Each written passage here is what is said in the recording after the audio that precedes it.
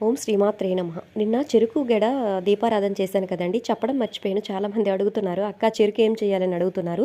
ఆ చెరుకు ఏదైనా చెట్టు మొదల్లో వేసియండి. అది కొంచెం చిన్న చిన్న జీవరాశులు తింటే చాలా మంచిదండి. అవి మనం తినకూడదు. ఓకేనా? ఆ తర్వాత నిత్య దీపారాధన చేసేటప్పుడు నియమాలు ఎలా పాటించాలి అనేది మీకు పెద్ద వీడియో చేస్తాను. షార్ట్‌లో అన్నీ చెప్పలేకపోతున్నానండి. ఓకేనా? పువ్వులు మనం రోజువారీ పెడతాం కదా! నెక్స్ట్ డే ఆ పువ్వులు ఏం చేయాలని కూడా నేను చెప్తానండి. అలాగే ప్రసాదం పెట్టేటప్పుడు ఖచ్చితంగా మనము స్వామివారికి సమర్పించేటప్పుడు అరటిపళ్ళు పెడితే తొక్క తీసి పెట్టండి. పూర్తిగా తీయకండి. కొంచెం తీసినా సరిపోతుంది. ఓకేనా? ఆ తర్వాత వీధిలోకి పువ్వులొచ్చాయండి. శ్రావణ శుక్రవారంకి ఎక్కువగా రేట్ అయిపోతాయని ముందే కొంచెం కొంచెం కొనుక్కున్నానండి. మారేడు దళాలు, ఆ తర్వాత పువ్వులు.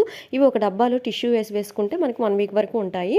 ఓకేనా? ఆ తర్వాత మా అమ్మ అయితే హైదరాబాదు రైస్ ప్యాకెట్ అయితే పంపించిందండి. అవి డబ్బాలో వేసుకున్నాను. మంగళవారం, శుక్రవారం ఇలా డబ్బాలో స్టోర్ చేసుకొని డబ్బాకి పసుపు, కుంకుమ పెట్టుకొని నమస్కారం చేసుకుంటే చాలా మంచిదండి. వీడియో నచ్చితే